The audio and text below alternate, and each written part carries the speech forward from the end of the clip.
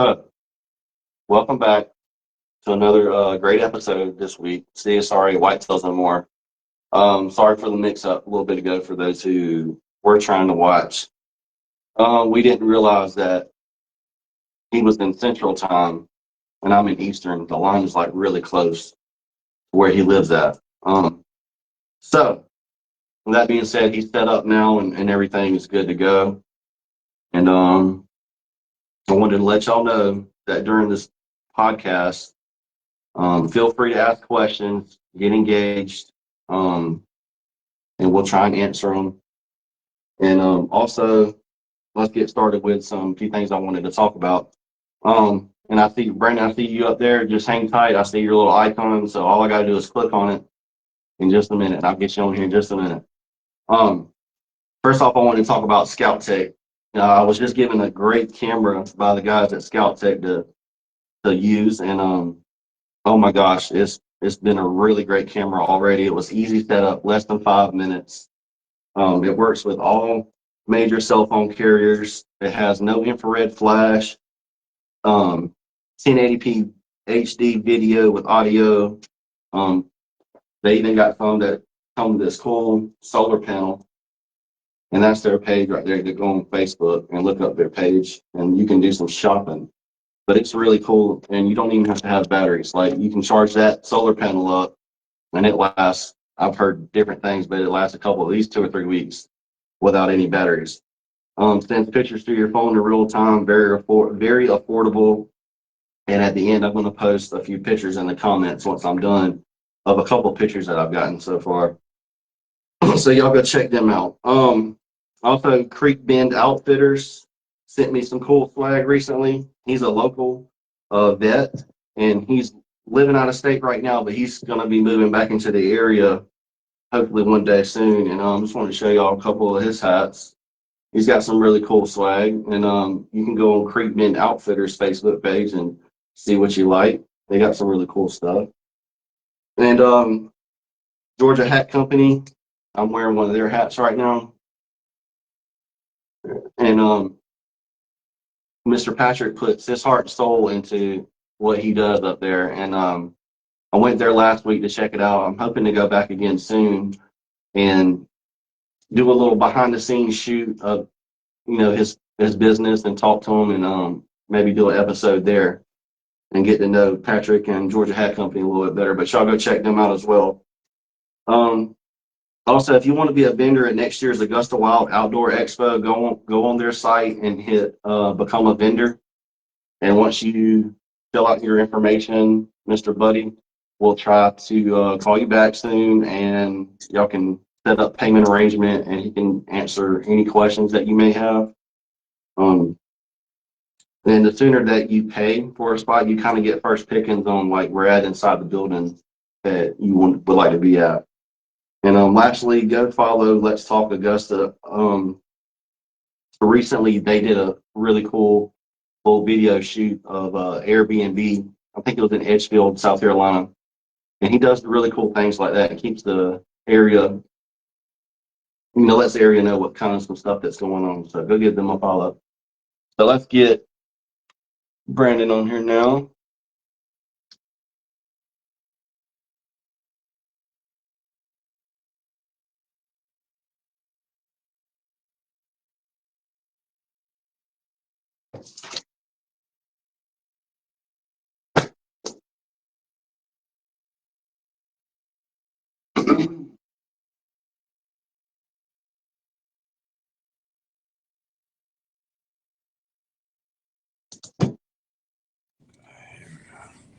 You there, Brandon?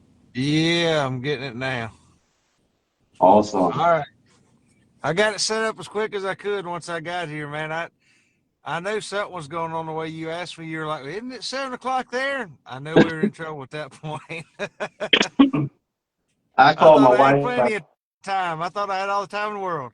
Man, I'm so sorry for that mix-up. That was pretty funny, to be honest with you. I didn't realize that neither, man. It didn't ever even cross my mind that you was in Central. And you said you're really close to where it changes over? Not really close. It's a few hours, about 2.5, 3 hours away. About Well, two and a half, about two three and a hours. half hours. Yeah. Yeah. I got you. Let me fix my It, camera real quick. But it goes to Eastern time as you get up on the plateau there in Tennessee, but for me, West, it's all Central time. And I never thought to even ask when you told me 7 o'clock. But we're here now. We're ready to go. that's right. Let me try to get my camera in a better spot. Give me 1 second. All right. Yeah, that's a lot better. Okay, cool.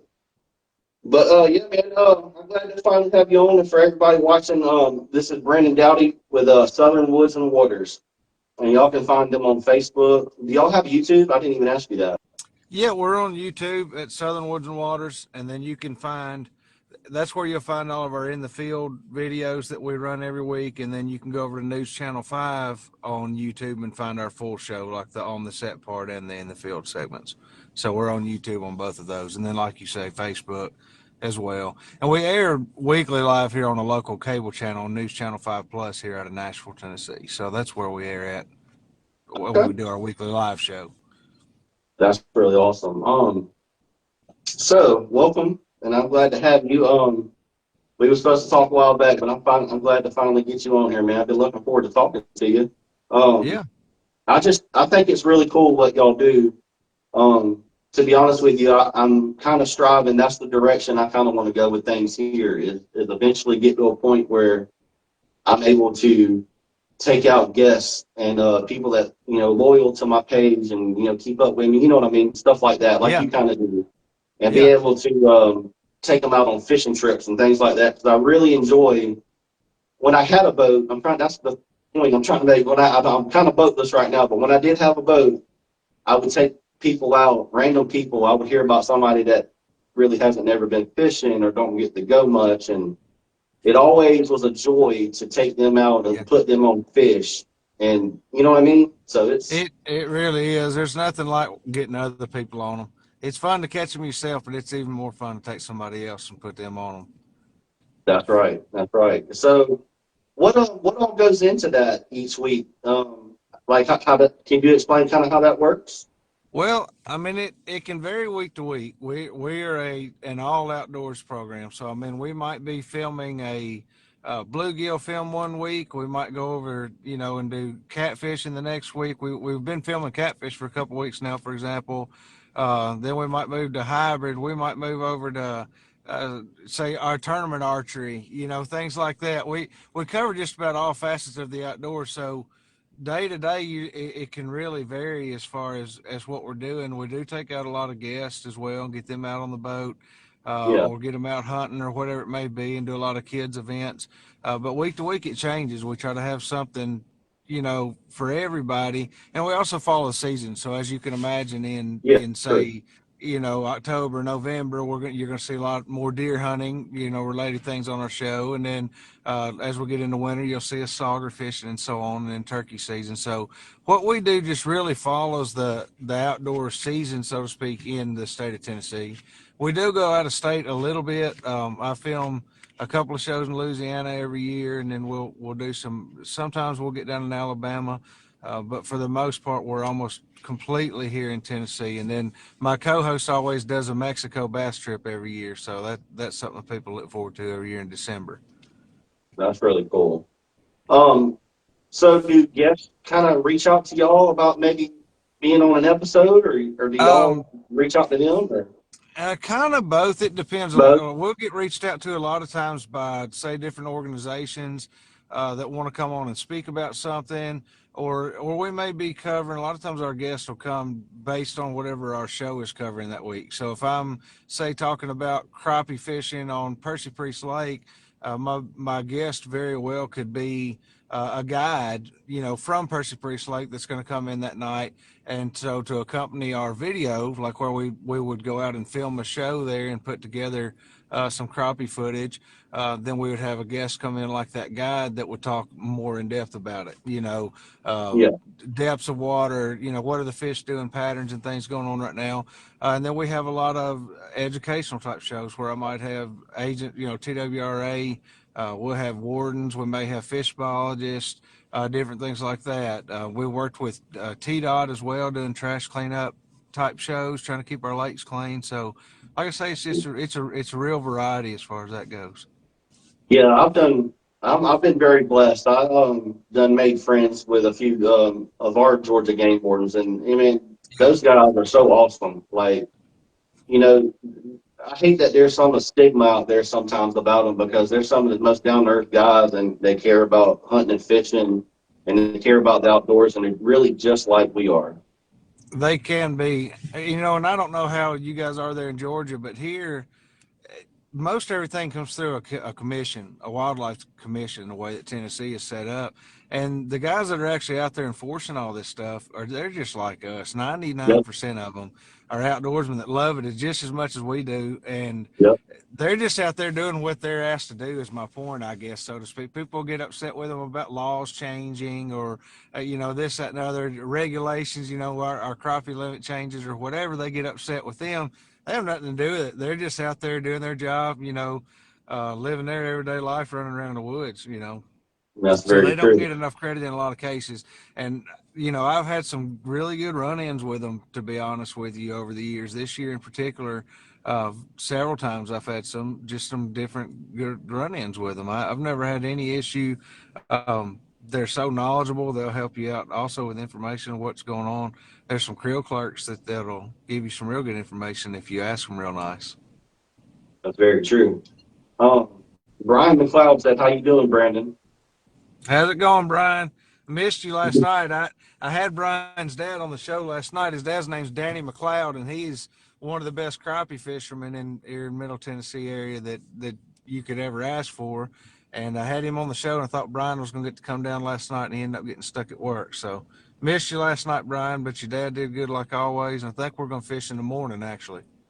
Okay. Well, that kind of leads me into something I wanted to ask you. What lakes or rivers systems do y'all fish and where y'all usually go?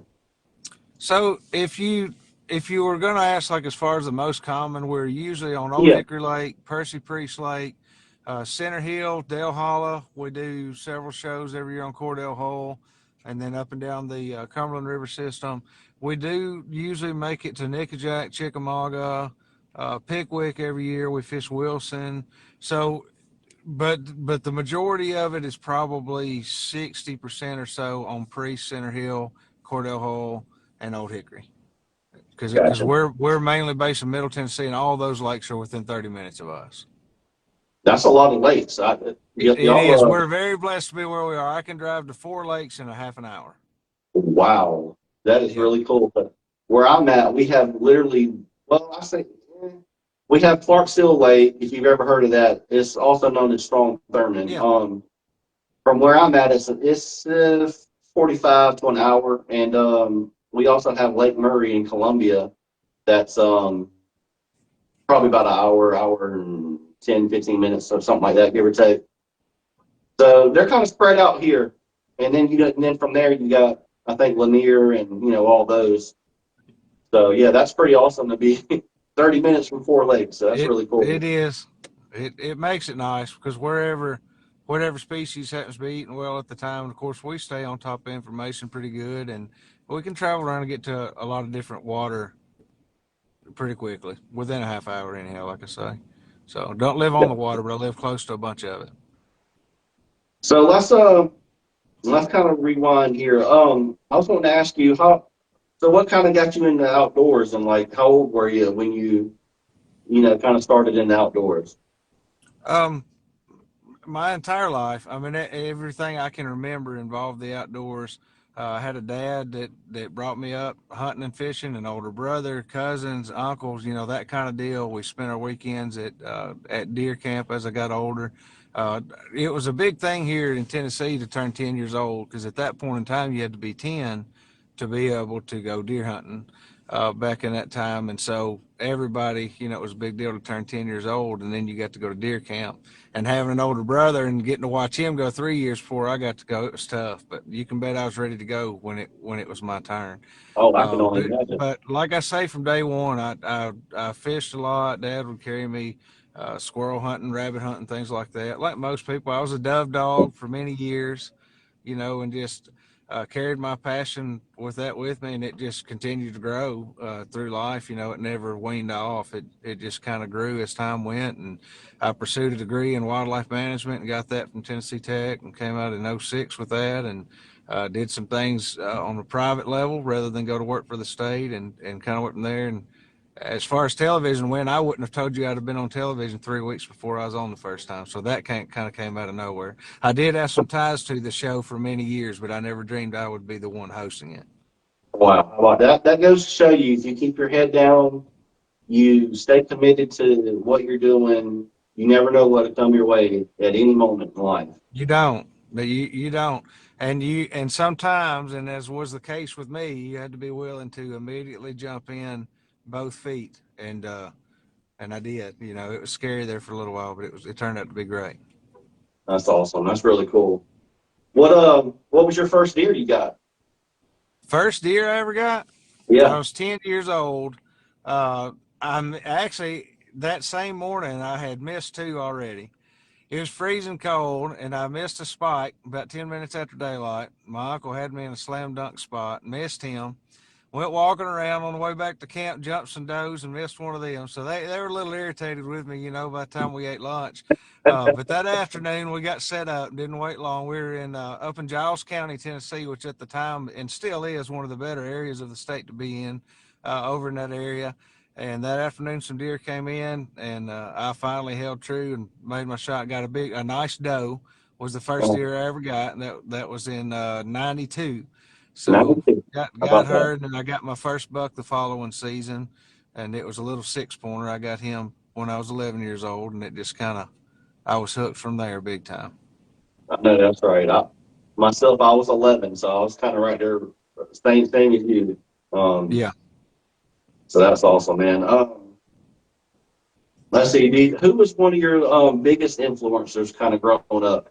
And as far as like, I guess what I'm asking is like for me, I always enjoyed watching like Hank Parker, Bill Hmm. Jordan, all those kind of type of guys. And you being in Tennessee, I figured you and Mike would say Bill Dance. Bill Dance, certainly one of them. Absolutely, no doubt about it. And I have a guy that's been with us now for many years at the show who's very good, close friends with Bill. So I've never gotten to fish with him or anything like that, but I have kind of got to know a lot more about him. But definitely, Bill Dance would be one of them. I guess on a deer hunting level, one of them would probably have to be Dan Fitzgerald.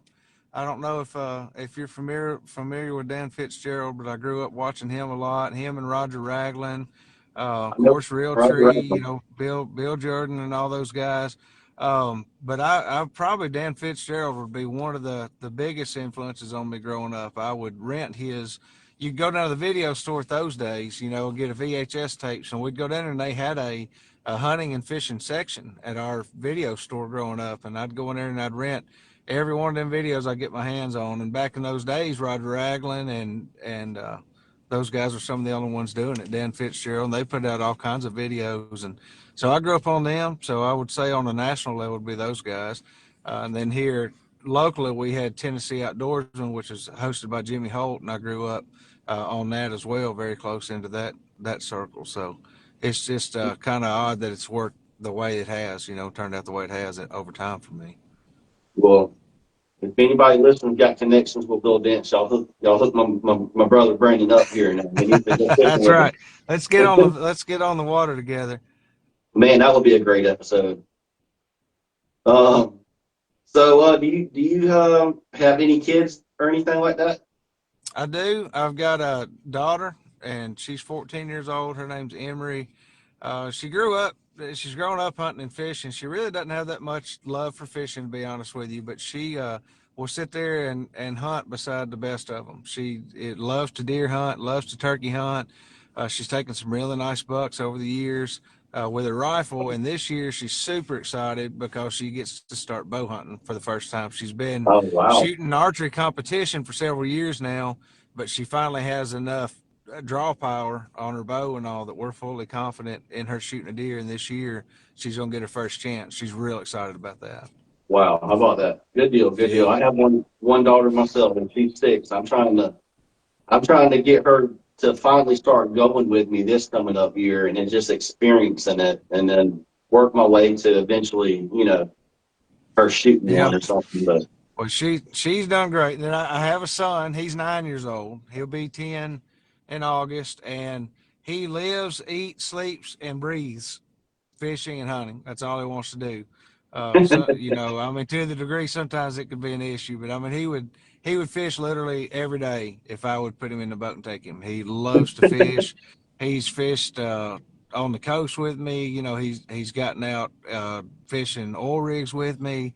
We've done all kind of stuff together. He's really had a lot of good times for his age, but he's a really experienced angler for his age. He's got a yeah, lot of experience, and so he's grown up doing it. Loves to hunt as well, but he's got just as much love for fishing as he does hunting. He'll do whatever you want to go do as long as it's out there doing something. I gotcha. When's y'all's bow season come in? So September, I'll say the 28th. It may not be that exact date, but it's to be the last Saturday or fourth Saturday in September. Okay. Tennessee is got a lot of those seasons that are just set every year; they never change.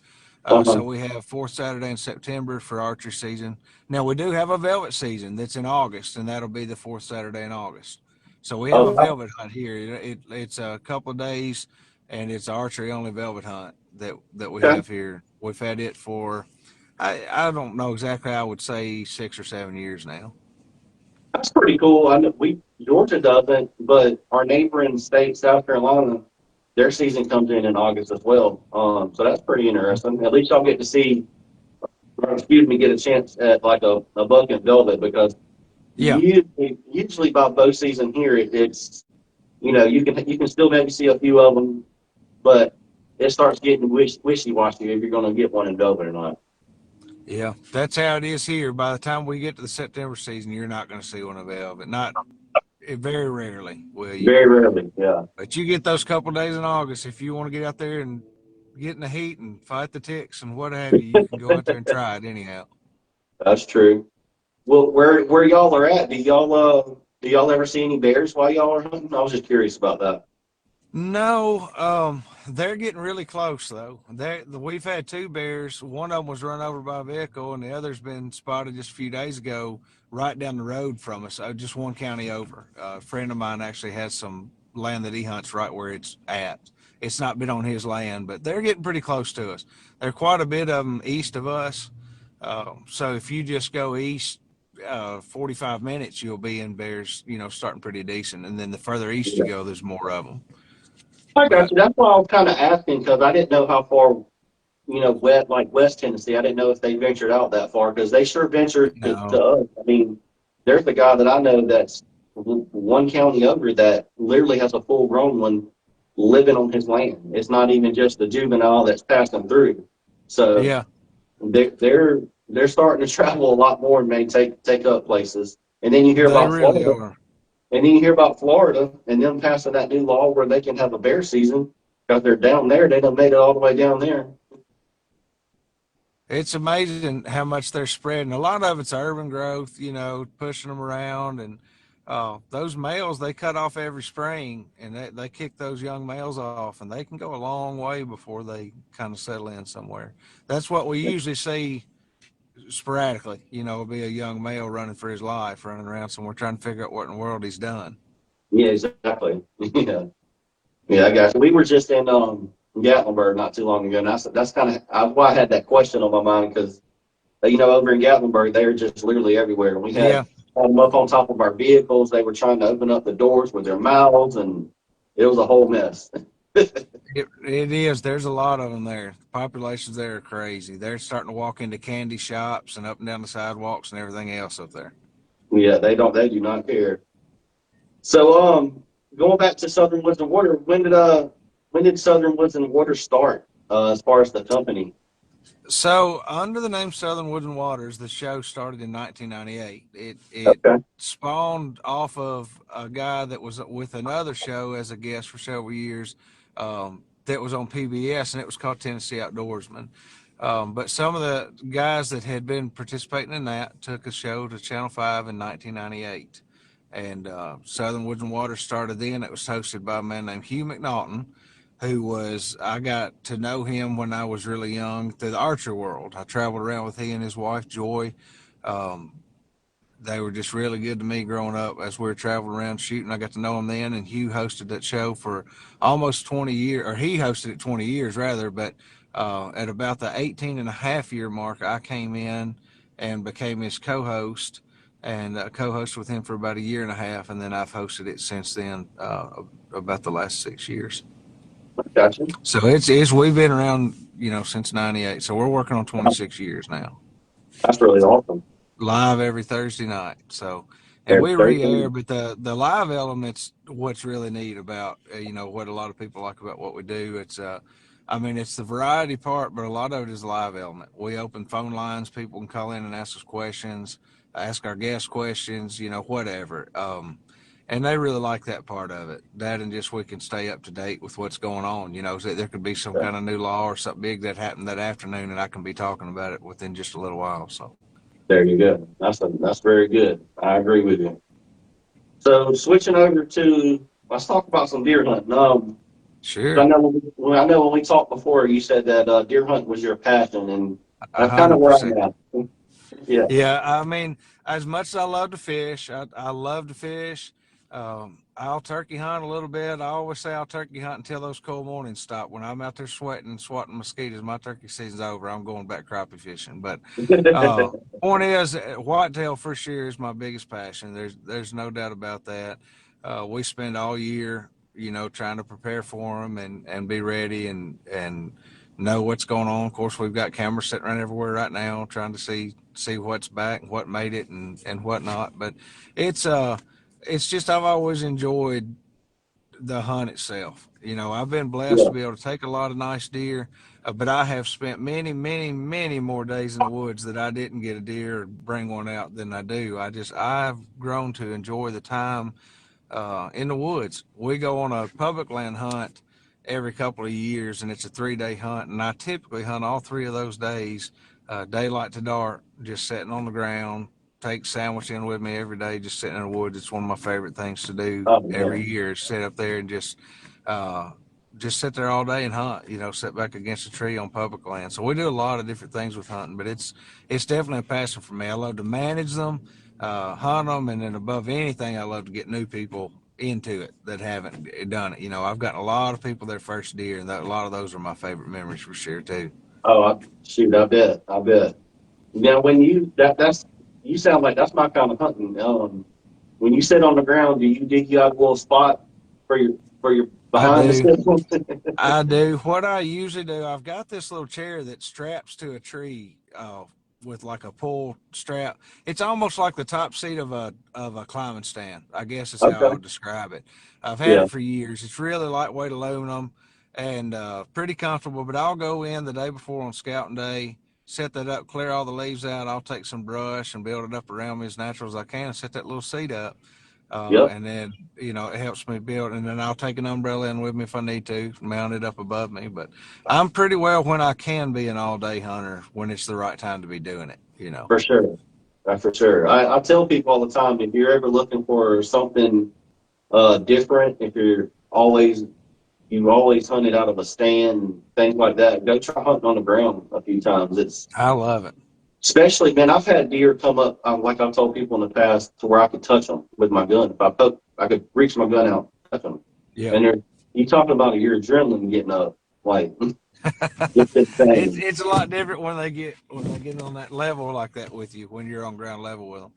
And Yep. I haven't climbed in a tree stand honestly in years at this point. When I found that you could get them out of those pop-up blinds, number one, I've hunted out of those a ton and then hunted off the ground a lot. But I did the tree stand thing for a long time. I'm not a big fan of heights though, so once I figured out I could be successful on the ground, I kind of started easing out of those. No, that's right. What's But your I favorite? like. What's your favorite setup for deer? Like when you go hunting, would that be it right there? Ground blind and sitting on the ground. It depends on what I'm. It depends on what I'm doing in general. I bow hunt. I guess you say a pretty good bit, but it's Hmm. so hot here in archery season. I don't really get started too strong when our season first kicks off. So by the time I do start hunting, I usually will bow hunt near uh, scrape lines, areas where bucks are hanging out. Around here, they're still bachelored up pretty good. Up into late October, you'll kind of get that magic cold spell, and they'll start splitting up a little bit. But Mm-hmm. until then, they'll kind of hang out in these areas, and as it progresses, you'll start seeing a lot of scrapes and things like that. I like to hunt those earlier season. I'm not real big on them as the season progresses once the rut gets going, but before the rut gets going, I have a lot of success doing that. I use rope scrapes a lot. A friend of mine, Wes Stone, got me started using rope scrapes several years ago, and they are very good. They can draw in bucks that like putting food out or salt, you'll get pictures of a lot of deer. But of course, mainly it's just your bucks coming to those ropes. Does will sometimes, but you just want to get a buck inventory. A rope scrape is one of the very best ways I have found, and I hunt over them in bow season. So Yeah. now, once it starts getting to the rut, I'm really looking for food. Once it starts getting rut, I'm trying to find out where the does are eating, and I'm going to set Yep. up with a muzzleloader or a rifle and try to see as far as I can. I'm a pretty big wind guy. I am not a big scent control guy. Everybody that is has different ways of what they do. Mm-hmm. I pay a little attention to scent control, but I'm definitely not a fanatic whatsoever. But I am a wind fanatic. Yeah. I'm very big on hunting the right wind, making sure I've got multiple stands or blinds set up for whatever wind, and I want to be able to see a good distance when I'm gun hunting for sure. Yeah. During the rut, you just never know where they're going to show, and the more area I can cover, the better. But wind is oh so important, and food, because the does are going to be they're all they're worried about is eating anyway, Mm-hmm. all the way until she's receptive. All she cares about up until then is eating, and they're going to be there. That's where bucks are going to be checking for sure. And exactly what you said is what I've always known and learned through the years too. Exactly right. It's like early season, you can hunt those kind of things like grapes and rubs and such Mm. things like that. But really once the rut gets going good, it's those things could be done at night or while they're just Yeah. traveling through to go into a whole nother area looking. And they're usually not made to, hey, I'm here and I'm staying here. It's a more, I'm passing through kind of It's a deal. lot more random, right? Yeah, yeah, that's what I've experienced as well.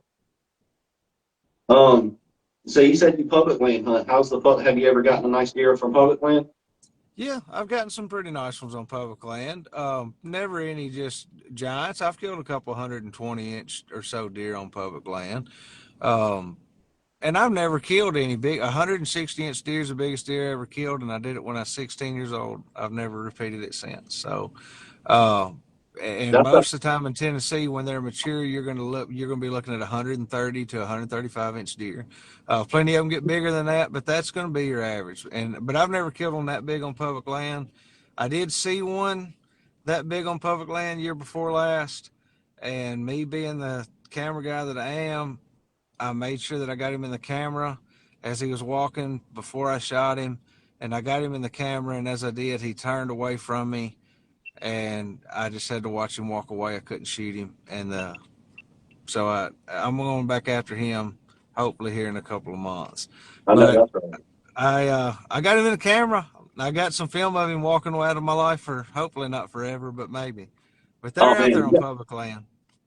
oh that's really cool. You got to shoot me a little screenshot of that. I'd like to see that how big he was. Yeah, he's pretty nice. I mean, he was probably 130 plus inch deer on public land. Nice Yeah, tall, really nice deer. I just he came up on me quick, and my instinct was get him in the camera first. And had I shot, that'd yeah. have been the end of it. But like I say, there's a little footage of it. Shows on YouTube. You asked about YouTube earlier. You can go over there and check it out, and it'll be under one of our Land Between the Lakes hunts. Well, that was one of my questions I had wrote down here that I wanted to ask you tonight was did y'all film deer hunts? Yes, all the time. I just about don't hunt without a camera. I filmed deer hunts since I was 14. Actually, that was really one of my passions. Starting even in high school, I would go out and film. Not that I was very successful doing it, but I would try it. And I finally got one when I was 14, and I probably went years before I did again. But point being, we do a lot of it, and I'm almost always self-filmed. I've never shot a deer with a cameraman. I have shot a lot of them self-filmed, and I've got several guys that work with me. I guess there's 7 or 8 of our staff members. I say staff, and we're not really a pro staff. They're contributors, just what they are. But I've Yeah. got 7 or 8 contributors that send deer videos every year. Some of them have guys that film for them, and some of them self-film. But we usually run. I've never counted, but I would say we run 20 to 30 deer hunts a year Okay. on the show. That's cool. That's cool. And So we'll usually run 2 a night for a while. on YouTube, is it Southern Woods and Waters? It is, yes. Okay. Southern Woods and Waters. I got you. Yeah, I think we've got. Go ahead. But I've got it broken into brackets on there. So if they want to particularly look at deer hunting, there's a folder there with just deer hunting videos. There's. I got you. We're having a little connection problem right now. I kind of lost hearing you for a minute. Hopefully the sound comes back. I don't know if you hear me. I can't hear you. Uh-oh. Let me see here. I can't hear nothing. Can you hear me? Uh-oh. I I can can't hit. hear. How about Okay, I got now? you. I got you. I can hear you again. All right. Oh, I don't Lesson know. learned. If you ever click on a phone call and hit end during one of these things, it automatically mutes your speaker. I just found that out. Well, I won't try and keep you a heck of much longer, man. I'm sorry about that. Oh, that's no problem at all. I was trying to. It's probably somebody trying to sell me some insurance or something. Probably. Or yep, you're probably exactly right. Yeah, one of my questions was your biggest buck to date, and you just covered that, the 160. It was 160 and an eighth, and I got him when I was 16 years old. Had no idea a deer could even grow that big. Period. Much less that I know he was there on that property. I was Yeah, hunting property that I just had permission to hunt on. We didn't know what a food plot was. Me and my dad went and set up against a tree. 5 minutes after daylight, a deer jumped the fence behind me. I turned around, realized it was a buck, spun around, shot him at 20 yards, and it was a 160 and third inch 12 pointer. yeah, A huge deer. yeah. But I I've started never thinking seen, about I've it. never seen while hunting a 160 inch deer since then. And there's been many, many deer hunts between then and now. I got a 153 about 10 years ago, would be the next biggest one I've ever gotten. Gotcha. Now, that was a big one. I seen the pictures of it. Good Lord, he was big. Um, has technology changed the way you hunt and scout for deer over the years? No doubt about it. I mean, game cameras, they were starting to come out and get pretty popular when I was in college studying how to do a lot of this stuff. And we used game cameras then that TWRA provided, and they were just these big black boxes with 35 millimeter film in them. And we would go set them out, and it would get pictures, whatever it did, and get them developed. But of course, we went from that to SD cameras. And then, man, when the cell camera came out, the Yep. whole world changed, no doubt about it, because it's so much more up to date. You don't have to worry about traveling back and forth if you have places to hunt that are further from home. There's just a Yep. lot of advantages to it. There's no doubt that has helped shape, I think, not only the way that I hunt, I think it has shaped deer hunting itself in major ways too, especially when it comes to trophy animals. As people learned, used to, you would hear somebody mention, they'd say, well, Farmer Brown saw a big buck down there in a hayfield, or hey, John seen a big buck when he was hunting, but you just heard it. So when Yeah. people got these cameras, and then all of a sudden that big deer happened to slip up and go by their camera, well, now they know in their head that there is something like that lives there. And I think as more and more people did that and started realizing the quality, a lot of people didn't realize the quality of deer that was on even the property that they might have been hunting their whole life. Exactly. And then as that started happening, I think it made people start getting a little bit pickier in what they were shooting and how they were hunting. And so I think it's made major advancements, not just cell cameras. I just think that is definitely one of them. Not to mention just the changes we've had in weapons and ammunition and all sorts of things, but cell cameras probably one of the biggest I have ever seen for sure in my lifetime. I had one of those cameras that you're talking about, and I can remember taking the film and having to go get it developed, like you said. Yeah, It was insane. And now you think about, like, you know, with the cell cameras now, if you think about it in this aspect, that you don't have to go and put foot traffic and leave your scent on the ground and, you know, yeah. maybe have deer see you or smell you on going and checking a camera now, going in and out of there. Now you don't have to worry about all that. So I know that's another big thing. It's just changed so much. Not to even mention the security measures of it. You know, Yep. you can use it for security. We had a guy stealing some things, kind of off subject here, but he was up in one of our barns at the farm. And he had stolen some things, and we saw something that made us think he was probably going to come back. So Uh-huh. I moved one of the cell cameras over there, and sure enough, the next day he came back, and we got him on camera, and he ended up being arrested over it. You know, so I mean, Yeah. and we got our items back that had been previously stolen. But point is, you can just use them for so many things, from Very security true. to tracking particular bucks. And now look at the technology that some of these have, like Wise Eye, where it's got buck identification on it. You've got scoring systems on these cameras now. I mean, it's just crazy the technology that's out there now.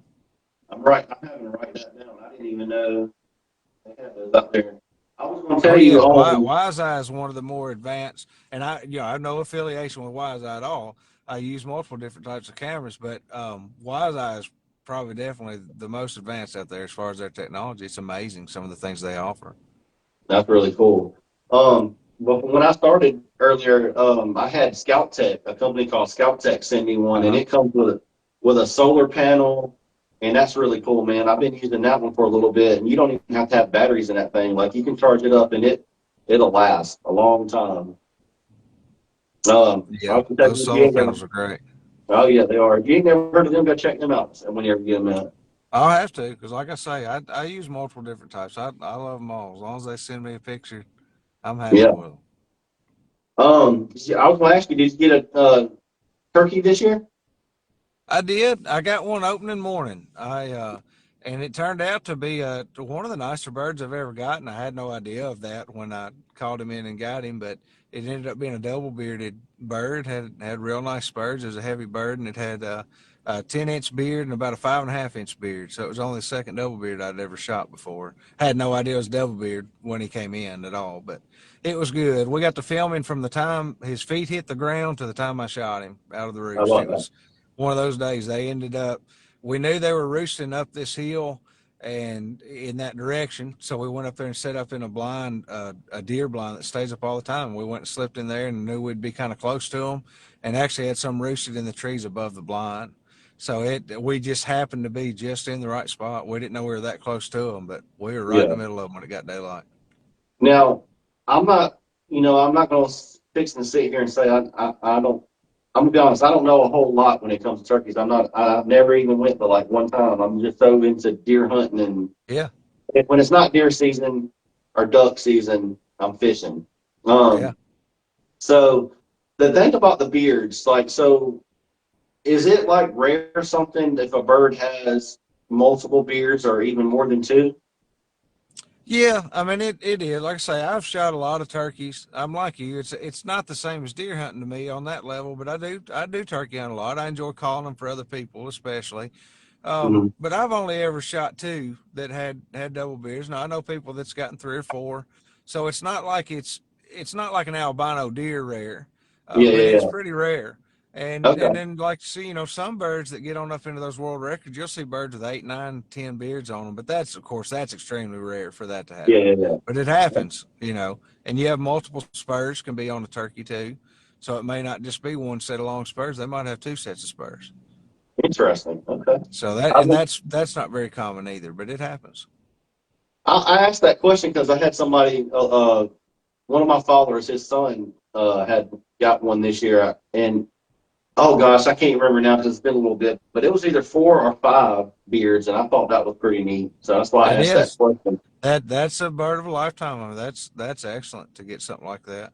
It's Yeah. like I say, I've never gotten one over two beards. I've only gotten two with two beards. So What um, what would be a dream hunt or fishing trip for you, and where would it be at? When it comes to hunting, I guess I would probably have to say that the Milk River in Montana is somewhere that I've wanted to hunt ever since I was a kid. From watching, a lot of the old shows back in the Oh day, they would man. go to Montana and hunt the Milk River, Yep. and so I guess that's kind of stuck with me. I've always wanted to go bow hunt Milk River, Montana. I'd love to do it. And then as far as fishing, this may sound funny, but I've always wanted to go ice fishing, and one of these days. I'm gonna go ice fishing, sit in one of those ice huts and do some crappie fishing or something, or perch or whatever it is. But I've always wanted to go ice fishing. I think I'll try to get that done one of these days. That would be really cool. Mine would be peacock bass because those just look so awesome whenever Yeah, you're they do. popping one of those top water plugs and they just destroy it. And then But I would probably say Canada for me, Alberta, yeah, Saskatchewan, one of those. They got some really huge, you know, well, you know that three, oh four yeah, hundred pound, three hundred three, pound bucks. Yeah, yeah, that's insane, man. So I got to experience that one day. So that would be probably mine. that'd be a great hunt. It'd be a Yeah, cold hunt. It'd be a great one. yeah, that's what I hear. And they sit all day up there too, from what I've been hearing, and it's really really cold. Yeah. But it's amazing the deer so big there. 150, 160 inch deer come out and it don't even look that big. You No, don't realize that's a 160-inch deer because it's on a three yeah, hundred pound body.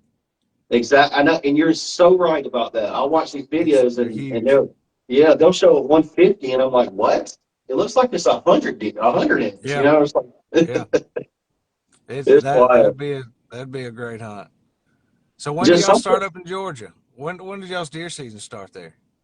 similar to y'all's. I want to say, and don't hold just like you said, don't hold me to this. I'm not looking at it right now, but bow is like usually the second week in September, and gun is oh gosh, I want to say around the second or third week in October. Cool. So that very close to ours. Close to Yeah, ours. pretty similar, and they run until about the 1st of January to depending on the zone you're in, they can run a couple weeks into January too. Well, Yep. So we're pretty similar in that aspect. Going back to the deer in Canada, man, I love how a lot of those deer up there, the racks are so dark looking and like chocolate yeah. looking. That's another thing that attracts me. There's a lot of chocolate rat deer up there. I don't know if it's I assume it's the trees they're rubbing most likely. Yep. But I've noticed the same thing. A lot of them are super chocolate rat. Yep. So kind of I'll let you go here in just a minute. I got some little part here. I want to do some rapid fire questions with you real quick. You ready? Sure, we'll try it. Let's do it. All right. So fixed blade or mechanical broadhead? Fixed blade, Fixed blade. All right. Crankbait or soft plastic? soft plastic, Okay. Free rut or rut? rut, All right. Bow or gun? gun. Morning or evening hunt? Depends on the time of year, but overall morning. I'm the same way. I like morning too. All right. And the last one, planted field or hardwoods? Like you had to hunt one of them. Kind I'd of the take same a thing. field. I'd hunt a Field? field. Hmm. I got you. Okay. All right. Want to hit those with you real quick. I would probably agree with you on probably every one of those. Me personally, I like the hardwoods better, but there's nothing like a big planted field where you can see a long way. So I get that too. So I like the wind control I get in a field. I gotcha. I've got a lot better wind control there. And once it's the rut, that's where I want to be. Now I'll hunt the hardwoods a little bit more in bow season, but once I've got a Especially, muzzleloader in my hand, I'm going to a field. gotcha. Do y'all have any you got any like big hunts or any fishing trips or any big projects coming up in the near future with Southern Moving Well, Way? it's coming up in October, and people they always enjoy these episodes. But I'll be going to Louisiana. I go there to an area called the Venetian Isles. It's just outside of New Orleans, about half an hour outside of New Orleans, and we go down there and take our boat, stay 9 or 10 days, and just I'll fish every day, 2 or 3 times a day for 9 or 10 days in a row, and I look forward to that more than any fishing trip every year. No doubt about it. We got in there catch redfish, flounder, sheep's head, whatever. We have friends come in and go, come in town, and take different people while we're down there, and just enjoy the food. The culture down there in southern Louisiana is amazing. I just love it down there. So I always look forward to that every year. I do as far as deer hunts go, I'm hoping to get another tag up in Land Between the Lakes recreation area this year, and I'd like to spend a few days up there sitting around the campfire. A lot of times I just enjoy sitting around camp with everybody at night as much as I do anything. Some of those hunts don't get much deer camp experience anymore. It's kind of a lost art sometimes.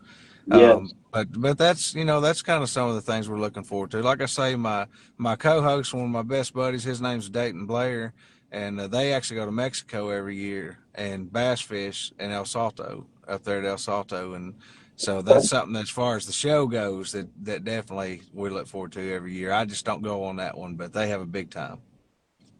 Awesome. Well, before I let you go, did you have any shout outs or anything you want to talk about? Any companies or anything like that? Well, just if any of you out there, get looking for a boat, especially. I know a lot of people now do a lot of deer hunting from boats as well. We do that too, and then we fish and hunt a lot. But I want to say, go check out a place in Gallatin, Tennessee called Volunteer Boats. Rick Mm-hmm. Hunter there. He's a huge supporter of our show. We couldn't do what we do without Volunteer Boats and Rick and Thor Boats. If y'all haven't checked out a Thor boat, especially if you're a duck hunter, you need to check out Thor Boats. We fish out of them. We hunt out of them all the time. But and just I appreciate you. Thank you for inviting me. Asking me to do this. It's been a nice experience to be on this side of things. I've interviewed so many people over the years, and I actually talked about this last night on my show. So I don't know if you got to check it out, but I talked about this and how I was looking forward to somebody asking me the questions. I kind of feel unprepared. I'm always trying to be so prepared. Now somebody's asking me the question, so I've enjoyed that for sure.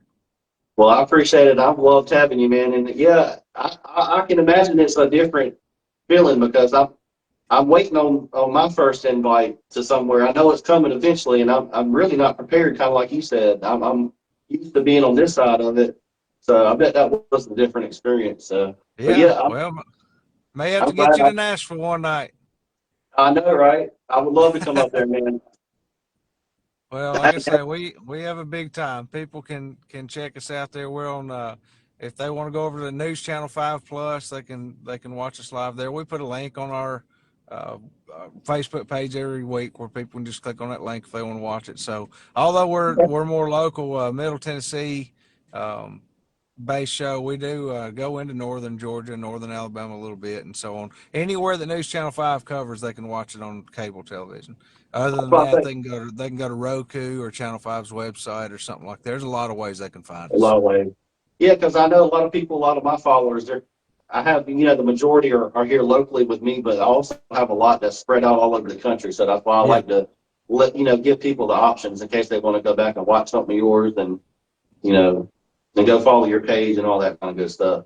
Real quick, I wanted to ask you something real quick. One last question. You said you ever been to the Augusta area? I thought I remember you saying you've been fishing here or something before. We have been down in that area. I've not been in Augusta, like literally stayed there, but I have been through there. I got And you. we have gone down into I've gone into Georgia and fished down around Tybee Island, Jekyll Island, some of those areas, which Yeah, goes to South Carolina, but Tybee Island, Georgia. yeah, And we have stayed in Tybee Island and spent some time down there. But I have been through the Augusta area.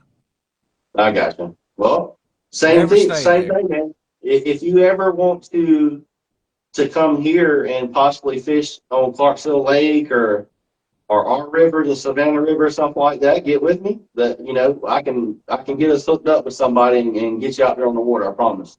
I'd love to. I'd love to fish the Savannah River sometime. Oh man, it's I beautiful. didn't get to make it to the Savannah River when we were down there last time, and I really would Uh, have liked to. It's where I want to be buried at. You want somebody want to spread my ashes? Just spread it on the Savannah River. I'd be Take happy them with to the that one day. Savannah, huh? Well, it's a beautiful area down there for sure. We enjoyed our time down there. I know that's right. Well, I appreciate it. Well, I'll let you get to it, man. I really appreciate you coming on, and good luck with all your future Yeah, endeavors and everything like that. And hopefully we can talk again soon and just stay in touch sounds with me. great. I've thoroughly enjoyed it. Next time we'll start on time too. I'll know to do 6 o'clock my time. We'll be good to go. I know that's right. All right, But man. Well, I'm gonna go ahead and hey, go. You take care, okay? thank you so much. Have a good night. You too, Brandon. Later, Bye. man.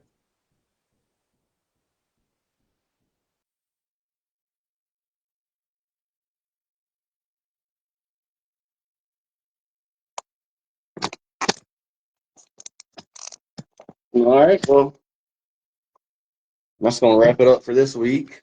Um, hopefully, well, no, not hopefully. I got somebody lined up for next week. It's kind of like a little bit of surprise. So y'all stay tuned for that. It's gonna be another good episode next week. And I'll see y'all then. I appreciate everybody watching. Thank you.